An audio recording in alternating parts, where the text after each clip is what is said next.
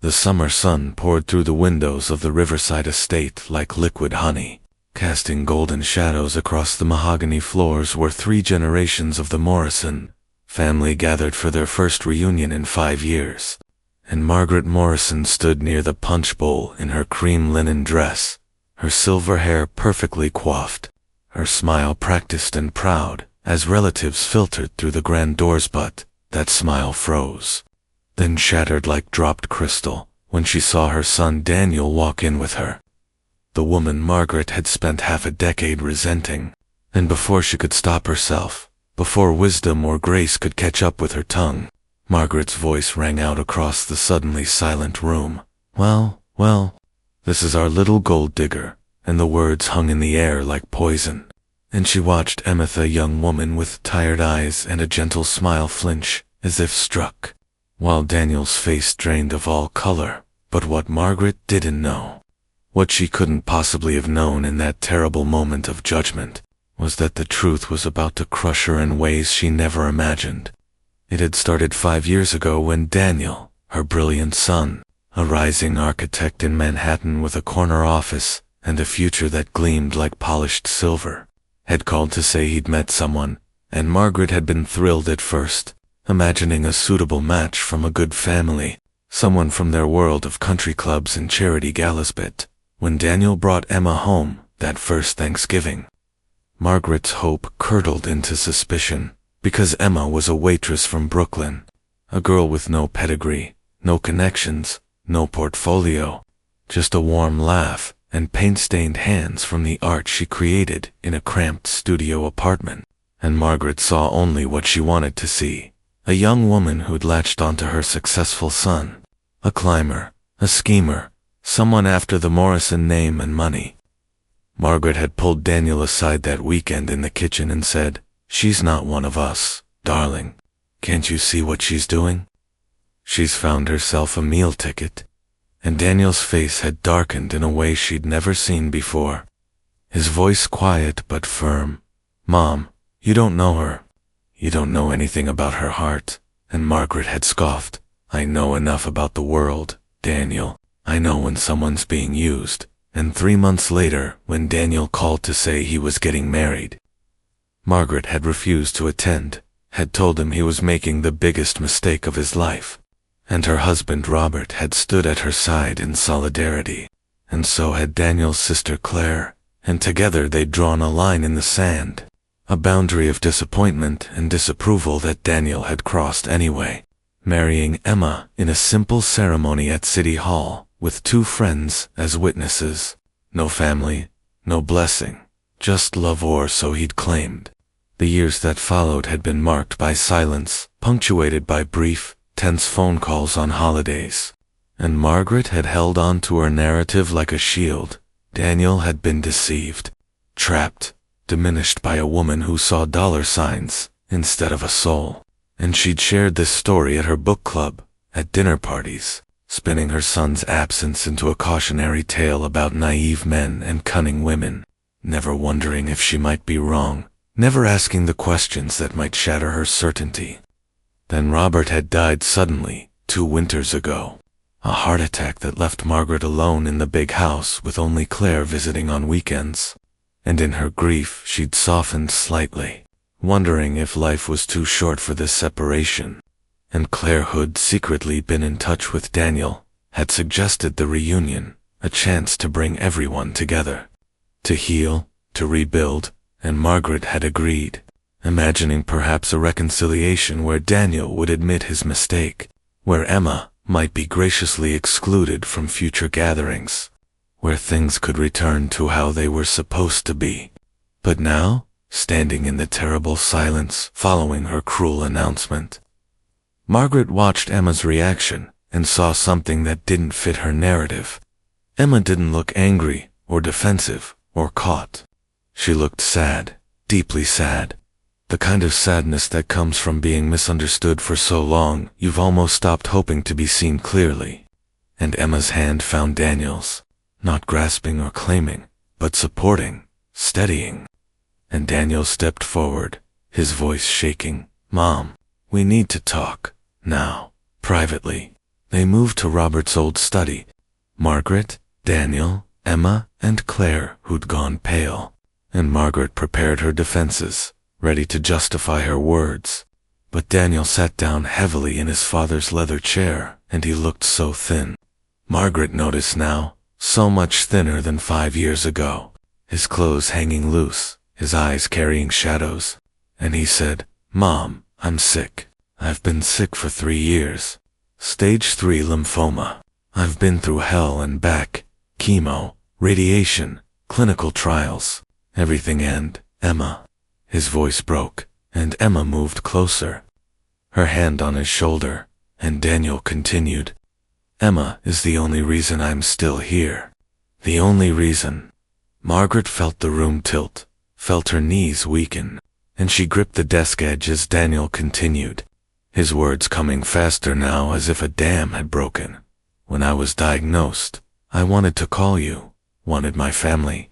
But Emma said no. She said you'd already made it clear what you thought of her. And she didn't want you to think she was trying to use my illness to manipulate you or get access to family resources. She made me promise to fight this battle without bringing you into it until I was better, because she didn't want your love for me confused with your feelings about her." Emma's eyes were glistening, but she stood straight, dignified, and she spoke for the first time, her voice soft but steady. "Mrs. Morrison, I know what you think of me. I've always known. But I need you to understand something. I didn't fall in love with Daniel because of what he had. I fell in love with him despite it, because when we met, I'd just turned down a marriage proposal from someone very wealthy, someone my own mother desperately wanted me to marry, because I didn't love him, because money without love felt like a prison. And then I met Daniel in a coffee shop where he was sketching buildings on napkins. And he made me laugh, really laugh, for the first time in months. And he asked about my art, like it mattered, like I mattered. And when he told me what he did for a living, I almost walked away because I'd just escaped that world and didn't want to fall back into it. But he wasn't like the others. He was kind and real, and he saw me, not what I could do for him, but who I was." Margaret sank into a chair, her carefully constructed reality crumbling, and Emma continued, "When Daniel got sick, he wanted to quit his job, to focus on treatment. But his insurance was through his firm, and we couldn't afford to lose it, so I took on extra shifts, worked doubles and triples at the restaurant, sold every piece of art I'd ever created, sold my grandmother's jewelry, anything to keep us afloat when he was too weak to work. And I never told him how hard it was, because he was fighting to stay alive, and that was harder than anything I was doing. And I'd do it all again, 1,000 times over. Because he's my person, my home, and money has nothing to do with that." Claire, who'd been silent until now, pulled out her phone with trembling hands and said, "Mom, Daniel sent me pictures over the years. He made me promise not to show you because he said you'd only come out of obligation or pity, and he wanted to beat the cancer first. Wanted to come back strong, but you need to see this." And she turned the screen toward Margaret. And there was Emma in a hospital room, asleep in a chair beside Daniel's bed, her face exhausted, her hand holding his. Another photo of Emma shaving Daniel's head when the chemo took his hair, both of them trying to smile through tears. Another of Emma painting a mural on their tiny apartment wall, bright flowers and sunshine, creating beauty in the darkness. And dozens more, a visual timeline of devotion, sacrifice, and love that had nothing to do with gold, or digging, or any of the ugly things Margaret had believed. "The cancer's in remission now," Daniel said quietly, 6 months clear, and the doctors are cautiously optimistic, and we came today because life's too short. Mom, Dad's gone. I almost joined him, and I wanted my family back, both my families, my birth family and my chosen family, Emma, together, because she is my family, and I need you to see that, to accept that, even if you can't understand it."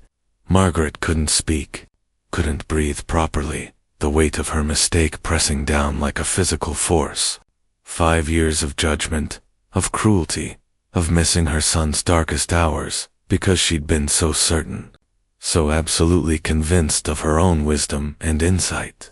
And she'd been catastrophically wrong. And the woman she'd just publicly humiliated, the woman she'd dismissed as a opportunist and a fraud, was actually a hero, a partner in the truest sense, someone who'd loved her son through the valley of death and asked nothing in return, expected nothing, wanted nothing, except his survival and happiness. Margaret's voice, when it finally came, was broken, stripped of all pride and pretense. Emma, oh God, what have I done? And the tears came then, hot and bitter. Tears of shame and regret and grief for the time lost, for the pain caused, for the incredible woman she'd misjudged so completely. And Emma, who had every right to walk away, to reject this apology, to protect herself from more hurt, instead knelt beside Margaret's chair and said gently, "Mrs. Morrison, I don't need you to have been perfect. I just need you to be willing to start again, to see me now, as I really am." And Margaret gripped Emma's hands, these capable, beautiful hands that had held her son through his worst nightmares. And she wept like she hadn't wept since Robert's funeral. But these tears were different, cleansing somehow, washing away the bitterness she'd carried like armor. The afternoon unfolded like a flower opening, slowly, carefully, with Margaret asking questions and really listening to the answers, learning that Emma's father had been a carpenter, that she'd put herself through community college, that her dream was to teach art to underprivileged kids, that she'd grown up with very little money, but enormous love, that she read poetry and volunteered at animal shelters and made Daniel laugh even when he was too sick to eat. And with each detail, Margaret's understanding deepened, and her shame deepened with it, because Emma wasn't just a good person, she was an extraordinary person. Exactly the kind of daughter-in-law Margaret should have treasured, would have treasured, if she hadn't been so blinded by class and prejudice and fear.